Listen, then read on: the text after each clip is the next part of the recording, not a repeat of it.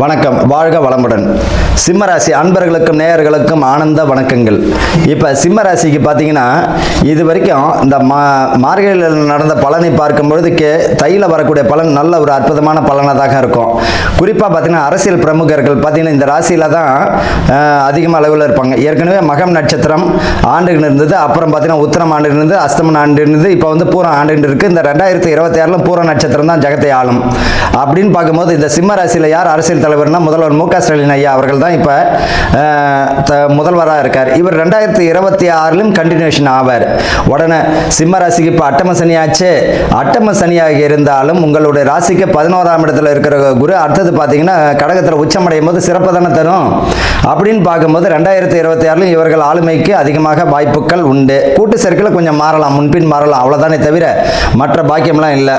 இவர்களை பொறுத்த வரைக்கும் குரு வந்து 7ஆம் பார்வையாக 5ஆம் இடத்தை பார்வை செய்வதால் பிள்ளைகள் வழியில் வந்து மகிழ்ச்சி அடையும். அப்படின்னா இவர்களுடைய பிள்ளைகள் பார்த்தீங்கன்னா கூடுமான வரைக்கும் பார்த்தீங்கன்னா மகிழ்ச்சியும் தரும்னா பேர் புகழையும் கொடுக்கக்கூடிய வாய்ப்புகள் உண்டு. பேர் புகழும் வந்துடும், பதவி பணி உயர்வு வந்துடும், உத்தியோகம் கிடைக்கக்கூடிய வாய்ப்புகள் உண்டு. அலைச்சல் திருச்சலுடைய தொழில்கள், இந்த வண்டி வாகனங்களில் போயிட்டு வியாபாரம் செய்கிறவங்களுக்கெல்லாம் சொந்தமான வண்டி வாகனம் தரக்கூடிய வாய்ப்புகள் உண்டு. புதுசாக ஏதாவது ஒரு தொழிலை மாற்றம் தருவாங்க.